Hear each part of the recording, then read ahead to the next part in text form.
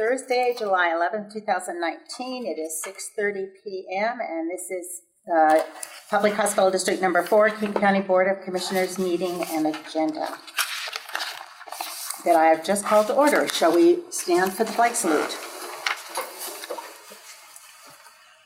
I pledge allegiance to the flag of the United States of America and to the republic for which it stands, one nation, under God, indivisible, with liberty and justice for all. Do I have roll call. President Norris? Here. Vice President Herron? Here. Secretary Spikers? Here. Commissioner Pollard? Here. Commissioner Carter? Here. Do I have approval of the agenda? Make a motion to approve the agenda. Second. Is there any other discussion? Commissioner Pollard? Yeah, I think we need to move this executive session to another night. We just got some documentation on that a couple of days ago. It bears reading, about 8 or 10 pages. And also, I think we need to discuss the instrument that will be used to evaluate this public employee. So I'm going to vote no on the agenda because I think that should be moved to another meeting. There's no rush on that. Actually, I think there is. I think we do have a timeline that we're supposed to be doing things like that on. And it hasn't been done for... Our bylaws says 90 days. Yeah. Well, that's when it can be done, but the fact is it doesn't have to be done in 90 days. But at any rate, I on that basis, I will not vote yet to approve the agenda. Okay. But did we not vote for an approval? Shall I have do I have anybody that wants to make a motion to? I did. You did. Okay, and we got a second? Second. All right, all those in favor say aye. I request a roll call vote, please. President Norris? Here. Yes. Your vote? Yes. Vice President Herron? Yes. Secretary Spikers? Yes. Commissioner Pollard? No. Commissioner Carter? Yes. Thank you. Approval of the agenda, we already did that. Communications. I want to share something that I'd like to encourage all of us to do. We need to do a health assessment. This is our 2016 health assessment. I pulled it off our webpage and off the internet, and so it's public. I would suggest that you print it off and read it so we have some basis as we move forward and as we continue to try to meet the needs of our community. And it needs to be done by the end of the year. So we will probably be doing it later, probably November. Does that sound about right? In November. Do we, question, since we're going through this process of, I guess I would call affiliation, is this something that's rather urgent to do now that we're in this stage of due diligence? This should have been done prior? It needs to be done in 2019. It needs to be done in this year. That is, if we are operating on more regular, not with a process of affiliating. Has to be done regardless. Okay. That's $20,000 from what I hear. That's what I understand. $20,000 to do enough. It's required by law. 12 to 20. I'd add, though, that I think it's important that we do it so that we have a guiding document coming out of the transaction so that we still know where we should be focusing our efforts for the community and for the public good, so that we have something to say, this is current, this is who we're going to help, and these are our greatest needs. But, yes, Commissioner. Yeah, It's unfortunate that the previous community needs job or assessment has been removed from our website. I'd like to see that put back. Well, this 2016, or did you want one earlier? This one is on there. Yeah. But the one that was done in 2013 by Joe Larson, I didn't find on that page. This is the one that Joe Larson did. The previous one, which The previous one. probably was taken down for lack of being current.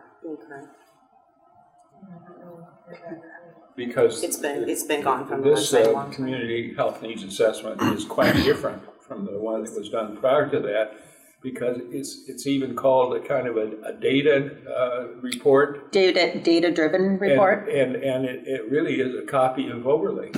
No, it's not a copy of Overlake. Well, to some extent, it is a copy of the Overlake needs assessment. We need to do our own needs assessment. I believe we are going to do that later this year. So this just gives you what happened before, the information they had before, and then when we do 2019, we'll have a comparison. That's a good idea, and then we also ought to compare it with the one prior that Joe Larson did. So it needs to be restored to the website or copies sent around to the commissioners. Yes, my question, when we started in the process of affiliating with Overlake, did they not request for us to provide them a more current community assessment, health assessment? They did not request, so it means they were just satisfied with what they saw. Is that right? Yes, you may speak.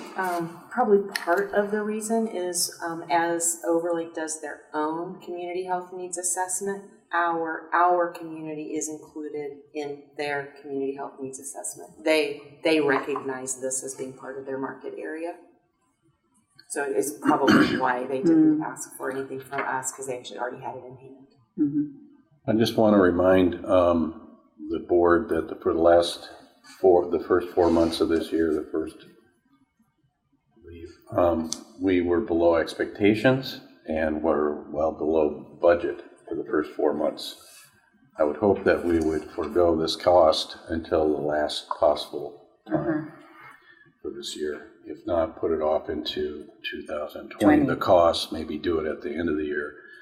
And I really think for purposes of having some kind of leverage with a potential partner, Overlake, we cannot afford to have a cost, keep on bringing up costs for our bottom line. We will look like low-hanging fruit if we do. So I'm going to ask that any vote or anything that we do concerning the needs assessment be done at the end of the year. August 12th, I had sent out some information to people that they can go out to take a look, go to the meeting. The community Snoqualmie Valley Community Network has done an assessment of needs in the valley. They'll be presenting that on August 12th. We could obtain it, not use it as our own, but we can obtain some information from it, at least at that point, and be able to help us in the future, or be able to use it for purposes of negotiating what we want for our definitive agreement. And I think the more input we have, the better prepared we are to know what our needs are and what we're looking for. That meeting in August regarding the survey that was taken will be of limited use for us. I attended the meeting of the community health group down in Fall City. I've attended their meetings every month as a hospital representative. And that's one you used to attend, Dario, but you go to the board meeting, but you don't necessarily go to the health committee meeting. I have in the past, and I do go to the board meetings, but I've withdrawn from the board recently. Yeah, but at any rate, the person who's involved with that, the director of the North Bend Senior Center, made a report, but it appears that the survey they're doing, which by the way includes Duval, and outside of our district, and therefore skews the district report, I think that that will be of limited usefulness to us. We can't depend much on that, but I'm sure we can pick up a few ideas from it. But I'd like to know what are we really talking about? What did we pay Joe Larson to do that assessment in 2013? Since that time, the IRS has put together some standards of what you're supposed to accomplish. Yes. And so the quotes that we have in hand range anywhere from $12,000 to $18,000 to do it according to the IRS standards. Yeah, you're right. Those standards, and by the way, I have copies of those. the need for the community assessment report comes from two areas. One is IRS, and you just mentioned IRS. And they're very specific in what they expect to see in a community health needs assessment. And the other demand is the Affordable Care Act, which says you must comply with IRS standards on preparing this report if you're going to be in compliance with the law. So these two pressures come down on us, and we have to meet them. I think we've met them in the past, and I think that's the intention. Thank you. And I thank you for expressing that, Commissioner Pollard. Is there anybody else that has anything to say? Okay, Dr. Woodcock. All right, yeah, so in your packet, a quick summary from my report. So I wanted to take a moment to say welcome to Karen Denton. So this is her first time with us. I spoken about her before in prior months, so into the role of COO and CNO. Right out of the gate, she's taken on some tasks from us, so she's reviewing some of our salary expenses for some savings opportunities, because as we were talking, as David was referencing earlier, we've had higher than planned costs this year, especially in our salaries. So she's looking for ways that we can do some recovery in that regard over the rest of the year. As well as championing a new collaborative contract that we have for staffing. And then there'll be many more things that we send her direction. Steve has also seamlessly transitioned to his 0.5 FTE in this last month. I thought he'd been on that for the last year.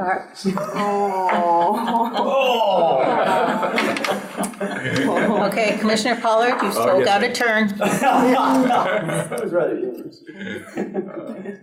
Thing out of it. June did conclude below volume in regard to budget, so lots of attention there. But I do want to point out that for the last 14 days, we have been at 25.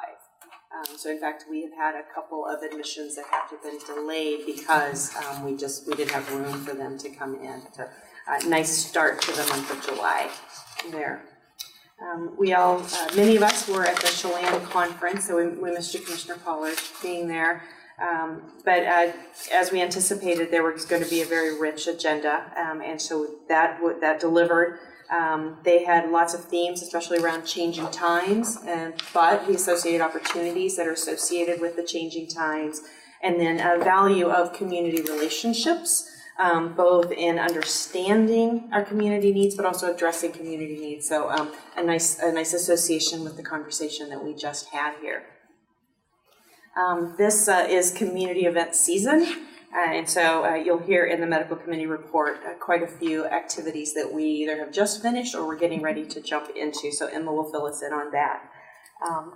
And then David sent out a nice forward to us as a group for education around an executive order that just went out around pricing transparency in the healthcare industry, as well as assuring access to value healthcare, so not just lower cost, but both cost and quality is what defines value.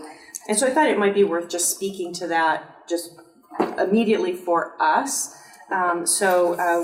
We do not participate in surprise billing. That is something that is very important to us, in that any care that is delivered in our facility is billed under our name. So that means it's billed through our relationships with our payers. And so that helps patients to not experience any surprises of having somebody who's out of network. So anybody who works with us is always in all the same networks we are in.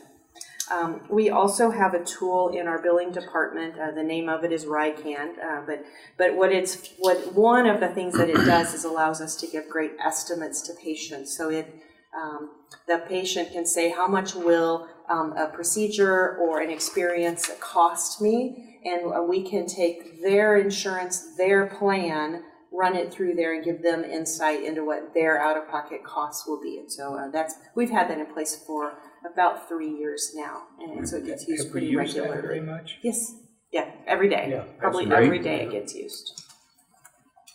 Yeah, and then our charge master is posted to our website, which is a requirement, but we were in compliance with it in December before it became a requirement in January. We also very much welcome the ideas that are being proposed right now around changing some of the HRA rules, because that again is to the benefit of accessing healthcare, allowing collaboration across state lines, because there's a lot of rich relationships that are going on between Washington and Oregon and Washington and Idaho. And then most importantly, the support of the alignment of quality measures across all of the federal agencies, because that is a huge burden, just to workforce burden, to be able to respond to a quality measure from one federal agency that you have to respond to just a nuanced difference, which means an entirely reworked project to another federal agency. So I just thought it would be valuable to speak to that because it was a very good highlight of what's coming about. We have just begun planning a Medicare education session this fall to help many people in our community who are going to be confronted with decisions about, do I do a Medicare Advantage program? Do I do a Medicare Supplement program? What's the difference between the two? What would be my particular best choice? And so it seems like a great opportunity to have just one more additional connection to people in our community and be the ones who represent from a neutral position as opposed to a sales position. So again, planning just begun on that, but we only have a couple months to put it together. And then just the last thing I wanted to share, just my appreciation again at your willingness to change this month's work study, because you did it to allow me to take a vacation. So I appreciate that. But, any questions, and I'll turn it back over. Any questions from the board?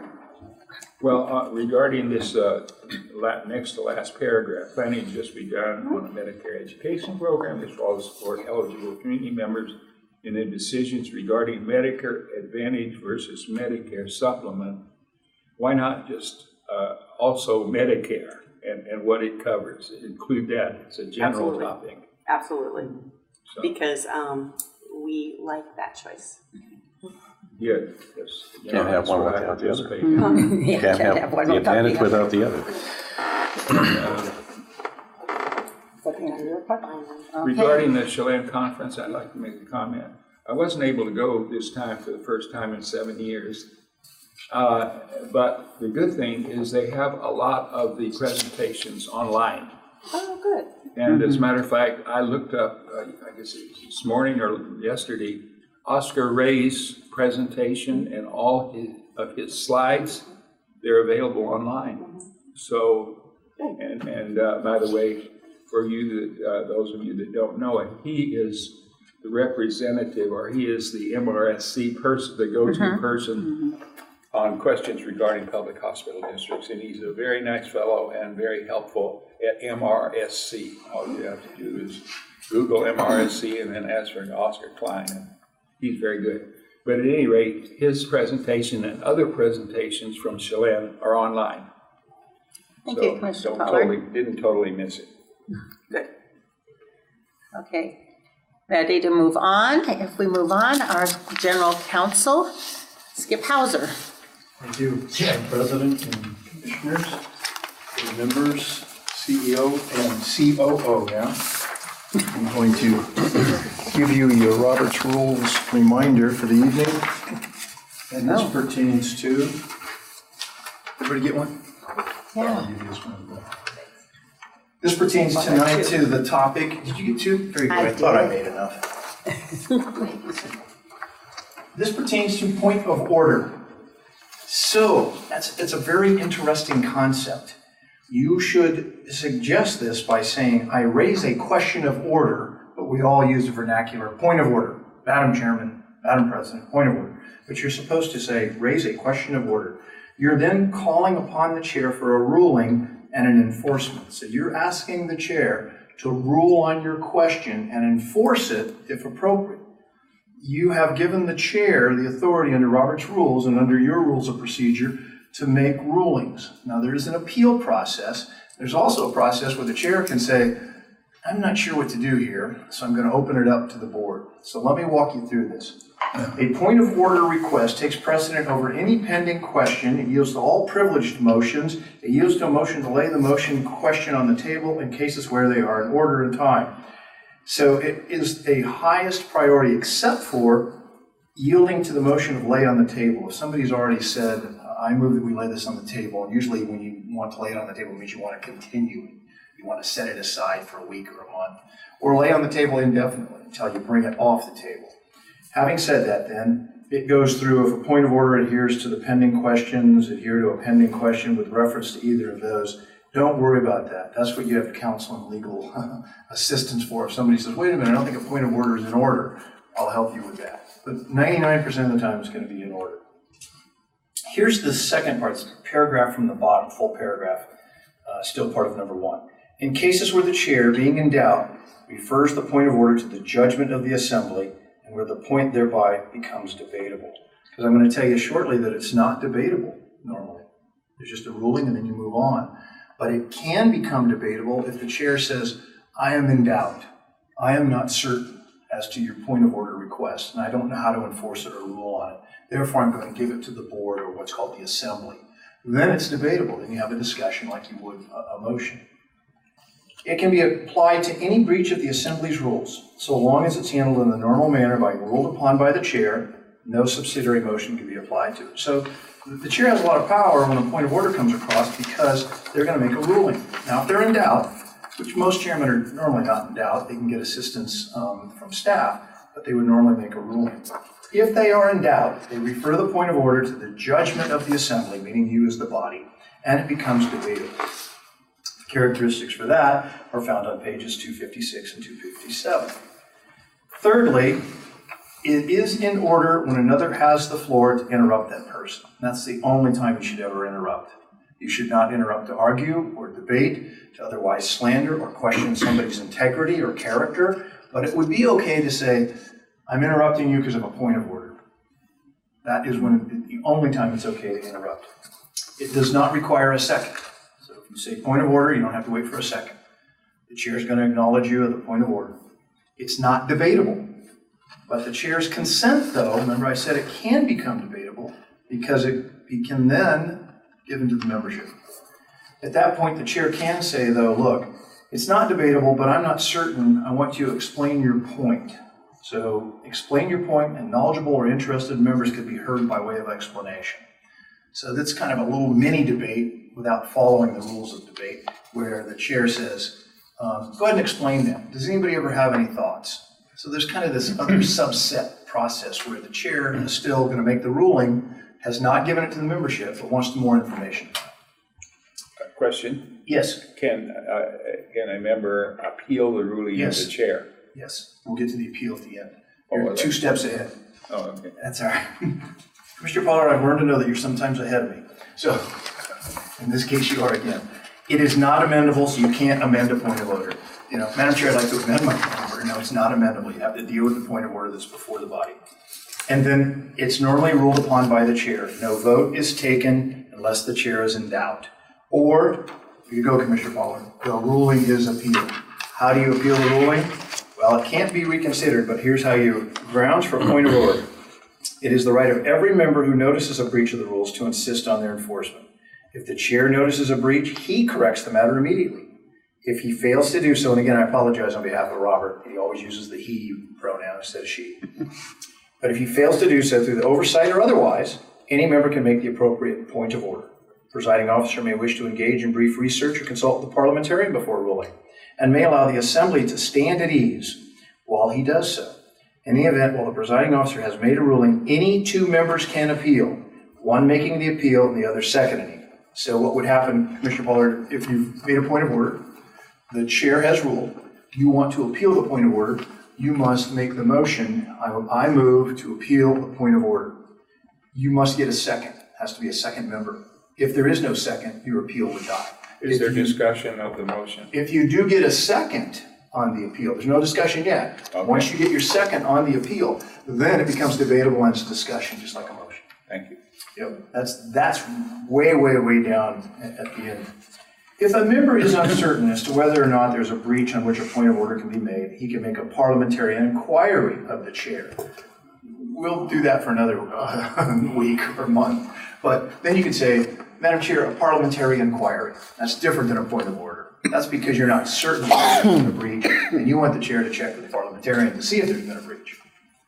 So I would just caution and suggest to you that don't breach the rules, comply with all the requirements, and we don't ever have to have point of orders or parliamentary inquiries. Thank you. Question, isn't there such a thing as, Point of order, you're supposed to Yeah, ask the point. chair if you can ask a question. all right, may we ask questions at this point, Madam Chair? Let me confer with Madam Chair. Madam Chair, may your membership ask questions directly of the speaker?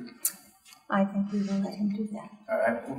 Commissioner Your Pollard. request has been granted. Yeah, Chair Mr. recognizes Well, you. the question is, isn't there also something about, not parliamentary inquiry, but a point of information, something like that, isn't there? I don't believe so. I think we do that in the vernacular where you say, I need a point of information, I need a point of clarification or something like that. Yeah. If there's a motion pending, you can ask the maker of the motion to clarify it. But normally, I don't know of a general blanket Okay, point of information. I'll look But at I will research that and get back to you. thank you. Thank you, welcome. Commissioner Pollard. Okay. Are there any other questions from the board members of I have our a council? question. Can I appeal my case of what the error she made? I'm just kidding. Of the point of order, no, that's okay. I'm just, It's absolutely- For that has to occur before the next. how many days? action Oh, the occurs. next, Yeah. that's the question. Okay, You so asked the for next, reconsideration, but all that opportunity now has been. yeah, that's what I meant. that's true. I know there's a time frame for that. Okay, that answers my question. Oh, good. I'm glad to hear that. Okay, do I have a consent agenda? Somebody for a motion on a consent agenda? So moved. Second? I have a question or two. Okay, Commissioner Pollard. Okay, it's just that I think that the listing of commissioners should be in strict alphabetical order after the officers. So in this case, on these minutes that came forth today, Jen Carter, a new commissioner, her name should be above mine, and that would be in alphabetical order. And at the present time, her name follows mine for some reason, I don't know. You see what I'm saying? Yes, we will let our secretary. I believe it's in your bylaws that seniority. Yeah, it's in the It bylaws. is. By Yeah. seniority are. It's not by alphabetical order, it's not in the By bylaws. seniority or is that the only option? It has to be by seniority? It's listed after officers, they're to be listed by seniority. Right. That's in our bylaws. Okay, thank you. Okay, well, thank you. So may we vote? May we vote? Yes, all those in favor say aye. Aye. Opposed? Hearing none, we move on. Okay, approval, and I don't even know where we were. Finance Committee, Commissioner Spikers. Thank you. Thanks. Great month. So you've got the comments, I believe, from May, and we did have a very good one. We had some poor months, and they were, well, February was a poor month as we were shut down for 8.5 days, so. Yeah. And that kind of precipitated a bad month for March. So we're right on track again. Had good numbers all around. Very interesting if you look at, the average daily census, emergency, outpatient rehab, clinics, imaging are all up. So average daily census is getting just about to budget, and I suspect after July, hopefully it'll probably be at or above. So things are looking up. And I asked for some really detailed information from our staff, and I got it. We got some really great ideas, and there's some new service lines that are going to be implemented. The sleep clinic launches on July 24th. That's an ROI of less than a month on that. There's a reference lab. And, I've talked to people that deal with PacMed or PacLab and what's the other one? LabCorp, and people hate them. There's no service, nothing. They can't get answers, they can't get results or turnarounds. Well, guess what we're doing? We've got capacity by not even adding any employees, right? To do the sampling and testing and have better service, and we can turn around, we can actually make money doing it. To a lot of the smaller clinics around town, because they're small, they're not given much credence, I guess, by PacLab and whatnot. But we're going to be able to, instead of doing one sample to one test, we can put up to 15 of the same type of testing all at once, and it'll take the same amount of time to test them, and we can actually charge for them. So it's a great service for the surrounding clinics around Puget Sound area here, and we get paid with no extra costs. It may be some municipal costs of our utensils or our instrument chemicals, whatever we're, Supplies. supplies. So that's great. Not only that, we're not done yet. We are now providing credentialing for the collaborative. As of August 1st, we will be anyway. And we will be able to charge for that. So, anytime we can make $5,000 here or, $5,000 there, it's all adds up for a small hospital like ours or a small organization. And that's why I did say something about doing that, the census, healthcare census, Community health assessment. assessment, I should say. And, that's what we are. We're on kind of like a 5,000, 10,000 here and 20,000 there makes a big difference for the month. And so I hope that you understand that this is big for us. 5 or 10,000 here is really big because it can make us look really well at the end of the year. If it's only a few thousand a month, it can indeed make us look a lot better at the end of the year. So, the Kroger enrollment just started not too long ago, right? This week. Yeah, so that's a biggie because that's the QFC, Fred Meyer, and QFC and Fred Meyer. and those are the ones that we get reimbursed for costs for that. Yeah. So we're gonna start getting some more money May I ask a question? from that. Go ahead.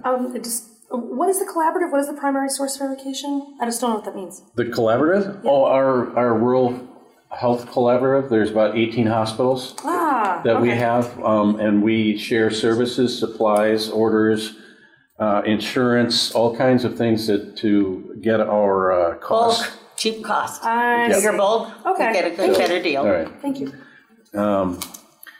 So, and then I did ask for, well, what's the deal? We need some expense reduction because, we haven't had that census, right? So we're working on it, and Karen will be working on it, I'm sure, very quickly. And so I think by the end of the year, I really think that we will end up being in a much better position, but I was hoping we'd do it quicker and quicker so that we're not low-hanging fruit when we're doing this definitive agreement.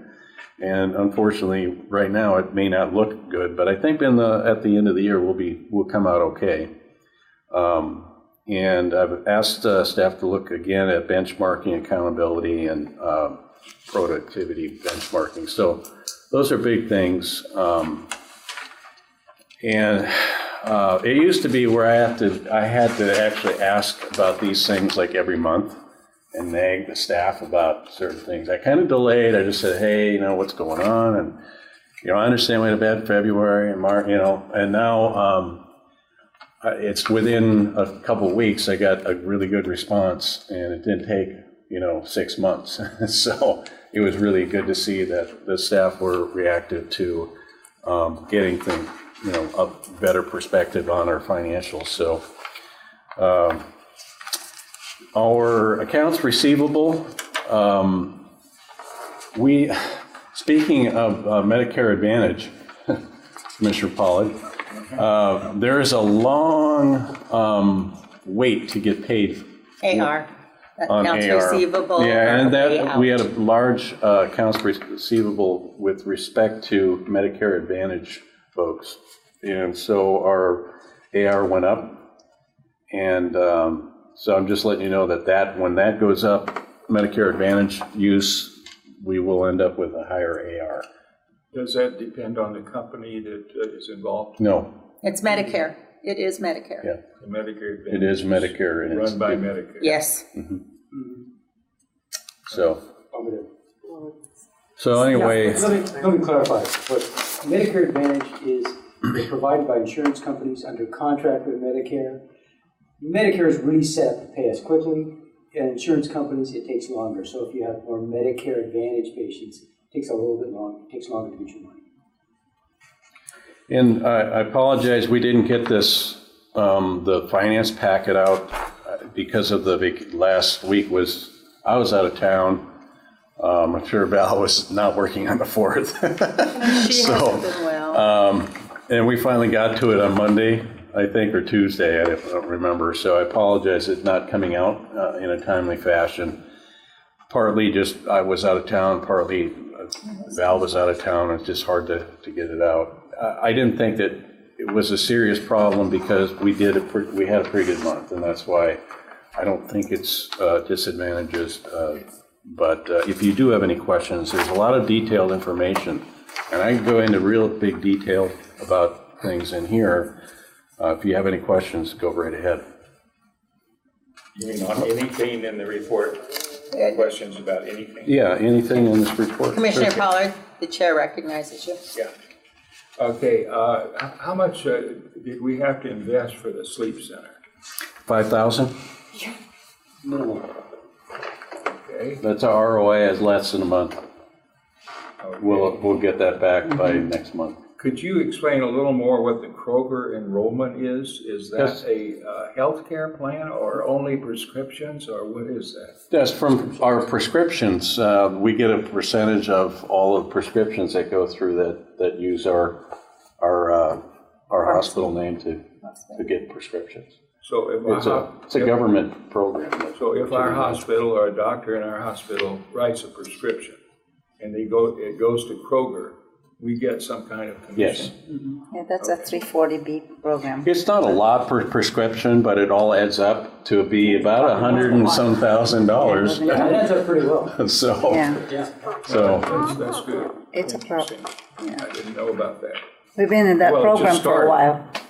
Right. All right, well, we any- just started the Kroger part of it because they were in a dilemma where they couldn't accept anybody new until just recently, and then when we reapplied, we were able to get in. Do we have any other partners like that? Well, yes, we do. We have Safeway, don't we? And we Cartel have, drugs. yeah. Safeway and what, who else? Bartel. Bartel. Yeah. Well, Is you'll Rite need Aid some of my one? money then. No? Sure. Thank you. Is that the end of your report? That's the end of my report, unless there's questions. It is a good report, so I'm going to stand on the report. Well, I think Commissioner Pollard's already asked questions. Jen or Emma, do either one of you have any No questions? questions. Thank you. Good month. Okay, then we will move on. Warrants. Don't move yet without the warrants being approved. What's that? The warrants, the payables. Warrants. Oh, I have one last thing. I ask at this time to approve the payroll warrants, or I should say the accounts payable warrants, the warrants, payroll warrants, hospital and clinic payroll, auto deposits, hospital and clinic payroll tax, hospital and clinic retirement, 457, 403B, 403B match plans at this time in the amount of $2,739,989.39. As I said, it's a motion. Do I hear a second? Do I hear a second? We hear. Second. Is there any further discussion? Hearing none, we'll take it to a vote. All those in Ask favor? for a roll call vote, please. Okay. President Norris, Yes. Vice President Herron, Yes? Secretary Spikers, Yes. Commissioner Pollard, No? Commissioner Carter. Yes. It passes Okay. 4-1. I won't sign it until I hear this. Okay. Next on the agenda, we have Medical Committee. Okay, lots of fun things happening in the community. Of course, this is the community events season, and our hospital has been involved in many different events here in June and July. As the first aid events for the Relay for Life, that was June 15. HOA, the Homeowners Association, 4th of July. Red, White, and Boom, 4th of July Health Fair events in Echo Glen. June 18, ZTEC, July 9. This is a manufacturing company here on the Ridge. It's not open to the public, but we participated as well. And the Issaquah Sports Combined last July 13. That's what's happening in the community. That's our involvement. Hospital system-wide, our IT infrastructure upgrade, June 24, 26. These are our multiple appliances that is meeting almost at the end of their supported life. At the end now. It's end of life issues here. In addition to continued cybersecurity features, users will experience enhanced speed and single sign-on feature. I want report on the inpatient swing beds, and we have, 2019 budget, we have, it's 22.891%. In June, it's did drop a little bit, 21.5, but overall, in June 2019, year to date, it's 22.4, so that's not too bad. In the lab area, the reference lab service is in collaboration with Sound Medical Laboratory Services to surrounding clinics.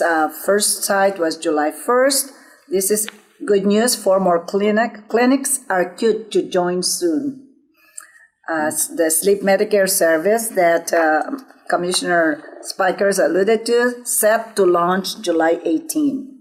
Friends of Youth, we are discontinuing our primary care services in North Bend this month due to low volumes. Behavioral health services will continue at SRMC, that's our Snoqualmie Ridge Medical Center, by the Friends of Youth Counselors. Behavioral health services capacity exhausted, initiating assessment of current needs to guide which specific skill sets to select for. And I believe that we're looking at for a nurse practitioner that might be, that's just the, to be figured out. And that's my report. Thank you. I have a question, may I ask? You can. Will the Friends of Youth reopen when school starts again, do you know? There's no plan on that right now because the chance of really utilizing our facilities, right, or the referrals are very limited, right? We're not getting the big bang for our services.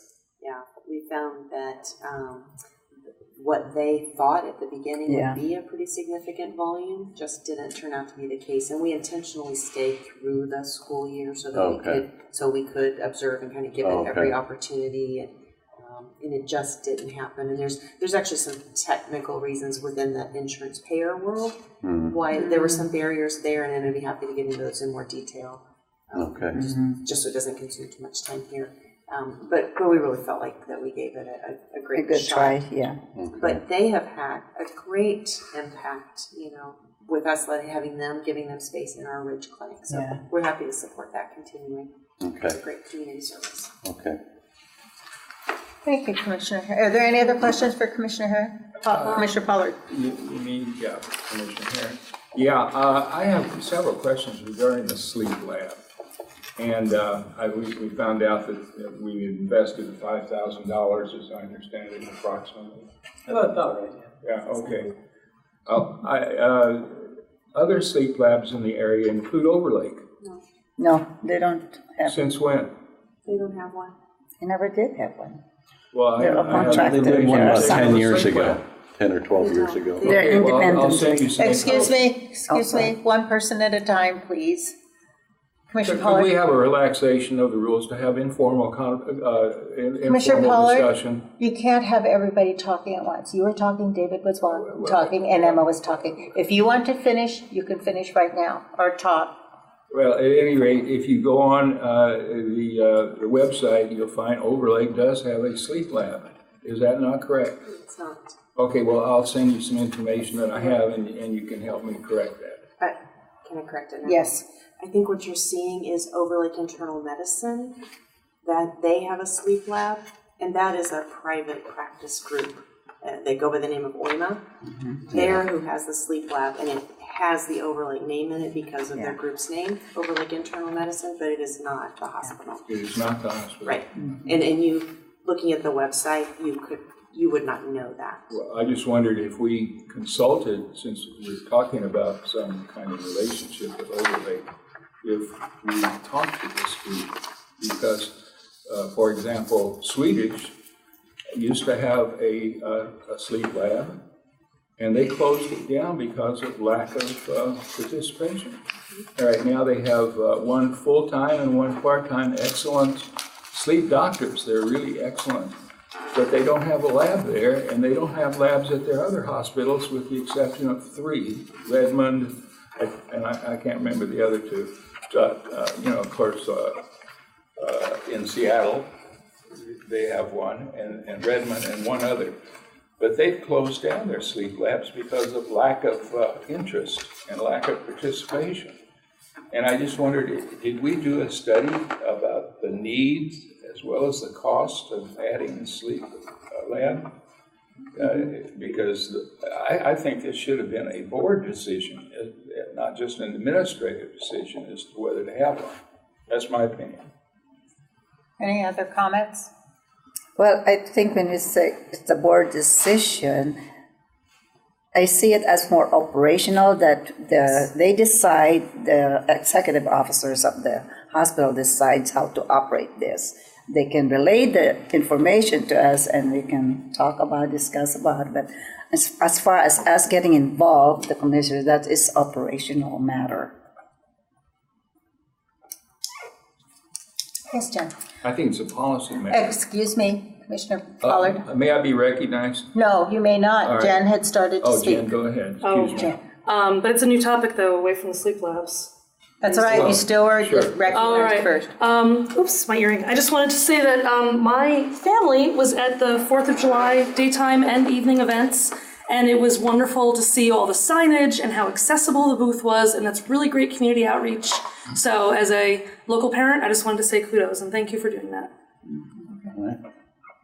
Commissioner Pollard, did you have something else you wanted to say for the medical committee, to address the medical committee? Well, I just think that this was a policy issue, not an administrative issue. And there is this gray area between policy and administration that we have to watch very carefully. But I think this should not have been a staff's decision, which is what it was. It should have been a board decision, one way or the other. Is there any other discussion? Hearing none, we will move on. Quality Steering Committee appointment, Facilities Committee. I wasn't there. The old one. It didn't occur. Yeah, it did not occur. I wasn't there, Emma wasn't there. I think the staff was. It's been rescheduled. Yes, rescheduled. It's been rescheduled. Okay, all right.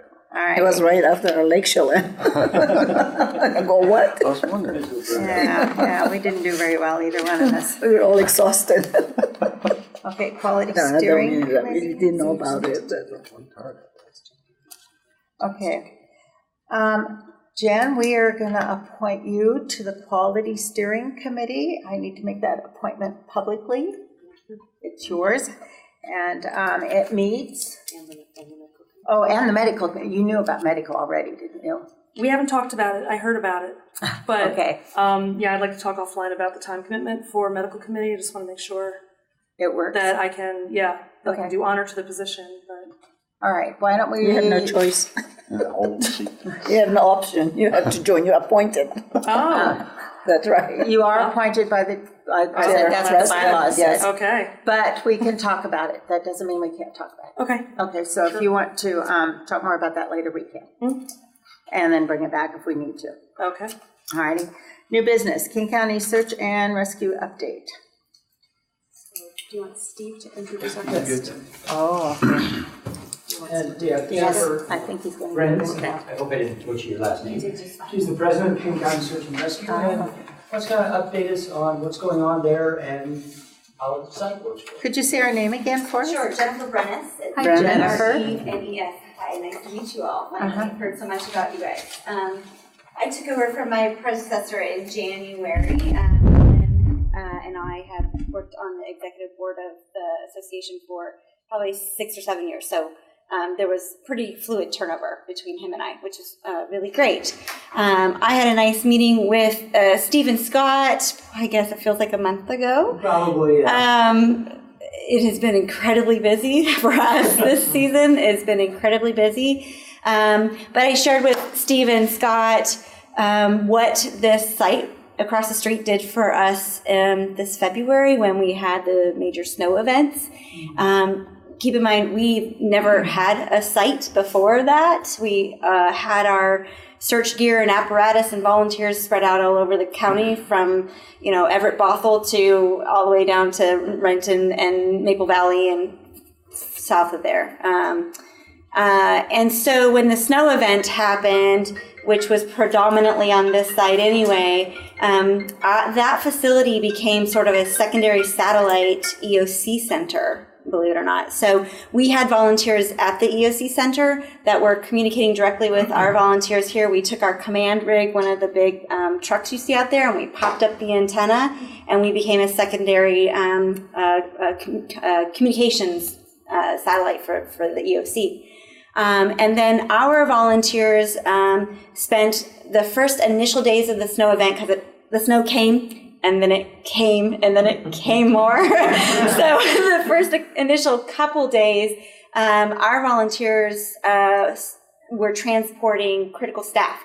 So our 4x4 and quads and snowmobiles and rigs were transporting 911 operators and nurses and doctors to hospitals from their residences, emergency command staff to the emergency command center, or shelter operators to the shelters so they could get up and running.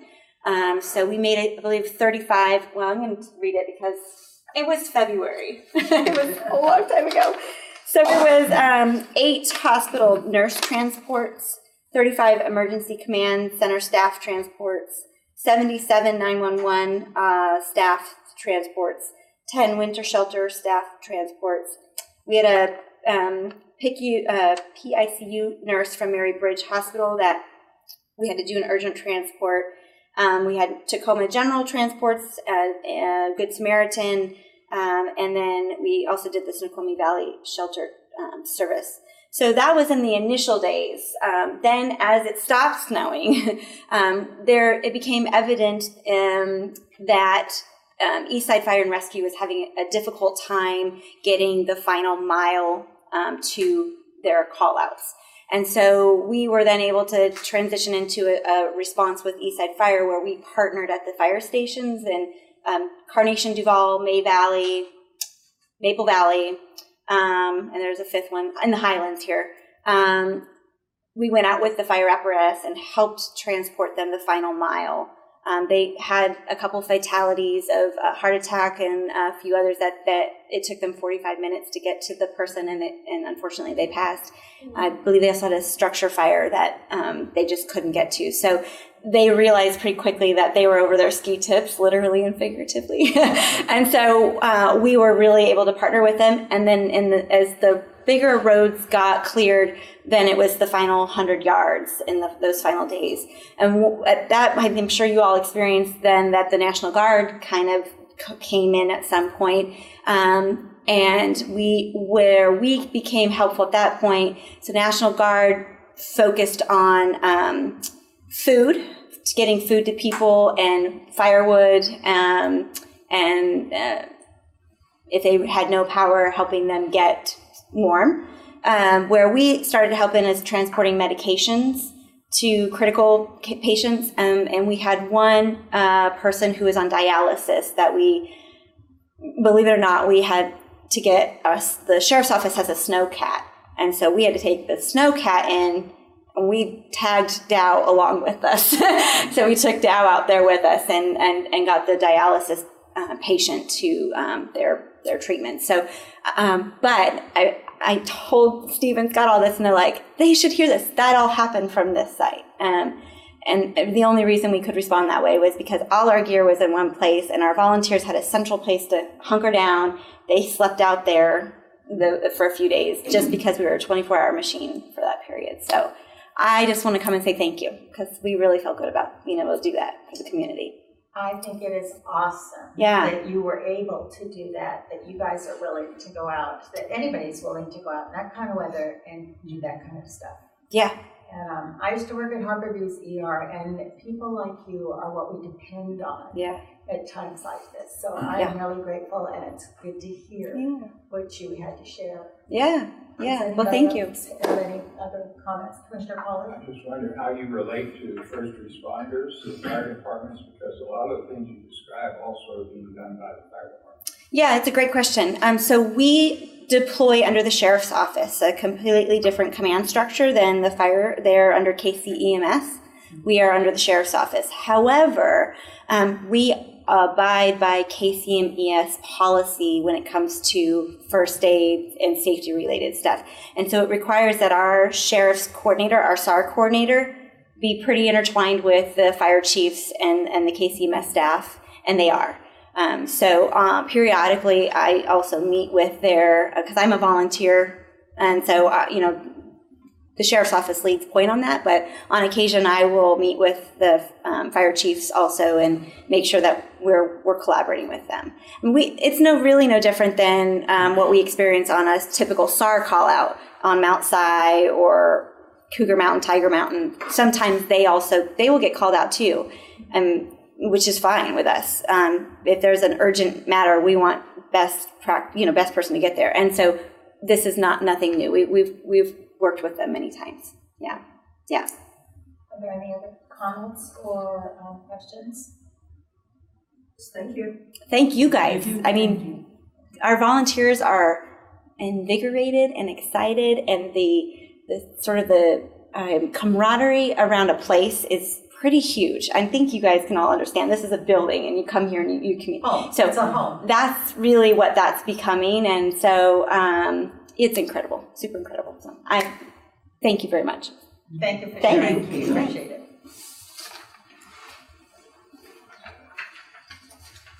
It's time for public comment. Do I see or hear anybody that has public comment? I think I do. For the record, my name is Scott Scowcroft from West Seattle. I was interested to hear that the community health needs assessment is back as a topic of conversation, and I'm excited about it because I can see where that needs assessment that's updated from the previous ones that you've had can be used to help guide this this board and the negotiations for what the district would want to do after affiliation. So I would encourage you to think about timing not only in a financial filter, but also at what point would it benefit you to know what the updated public health needs of the valley are in relationship to your negotiations with Overlake, both in knowing what you want to ask for, and then in addition to that, how much. Changing the topic entirely, I'm also observing today, I'm not exactly sure how important the order of commissioner names on a piece of paper is. That just kind of confuses me. And it also confuses me. I think that it's not in the best interest of the hospital district that the warrants would not be approved. I would like to, that just seems to me to be something that would be patently wrong in terms of being a representative of wanting what's best for the district. So that also confuses me as well. Thank you. Thank you very much. I have next on my agenda, new business, action items. There are none. And we now are at the point where we have the good of the order, commissioner comment. Each commissioner shall have one comment period limited to 3 minutes. So, Emma, would you like to start? I have no comments. All right. Thank you. Commissioner Slaughter. I'm fine. Jen. I do. I would like to thank the taxpayers for sponsoring our trip to the Washington State Hospital Association Conference. It was very informative. There was an emphasis on compassion and quality. There were networking opportunities for similar hospital districts, which I feel I really greatly benefited from as a new member of the board. and it set us up for a successful remainder to the year. I also feel strongly about community health needs assessment. It's important to have that guidance of our own priorities coming out of the transaction, so we can continue to serve the health and wellness of our community. But I also note later in the year is still within our guidelines and perhaps is the best fiduciary move for us. So I note that, but I am going to continue to push that this is a very important deliverable for us this year. Thanks. Commissioner Pollard. Well, I'm just concerned that we're focusing so much on the financials with respect to the negotiations with Overlake that we may be losing out on a community perception of this undertaking. And we're checking all the boxes regarding procedure and finances and legal maneuvers and so forth. But the community, I think, is not sold on this. I've heard a lot of criticism of Overlake. They are not rated as one of the 6 best hospitals in the Puget Sound area. They are high performing in only 2 areas, which is hip and knee surgery. And so that's not something we're going to be able to use out here. There are considerable, as a matter of fact, we heard during the time we were interviewing for a replacement commissioner, one of the applicants even said, related a very unfortunate experience at Overlake. I had my own unfortunate experience at Overlake. And it's hard for me to forget that, even though I've tried to put that aside and look at it objectively. I guess what I'm saying is we've got a selling job to do to the community if they're going to come to this hospital, regardless of how wonderful we check the boxes. So that's my point. Thank you, Commissioner Pollard. I would probably be with Jen. I really enjoyed Gwen Schland. I learned a lot. I thought our last speaker was very interesting, very transparent as a bipolar individual, and thought he was entertaining at the same time he was very transparent. And I found it very interesting. So that was one of my favorites, was that gentleman. Well, now that we've done the good and the order, we are going to move to an executive session and with a review of a performance of a public employee pursuant to RCW 42-3011.110. So I'm going to ask the public to please leave. Dr. Reed, this whole thing exactly like this? Oh, I have to read all this. The Board of Commissioners is authorized to meet in an executive session under RCW 42.30110 to evaluate the qualifications of an applicant for public employment or to review the performance of a public employee. However, subject to discussion by a governing body of salaries, wages, and other conditions of employment to be generally applied within the agency, shall occur in the meeting open to the public when the governing body elects to take final action hiring, setting the salary of an individual employee or class of employees, or discharging or disciplining an employee. That action shall be taken in a meeting open to the public. Pursuant to this authority, the board will now go into executive session to discuss these matters. It is anticipated that the executive session will conclude in approximately 45 minutes with no final action having been taken. So I would ask that the public now leave, please.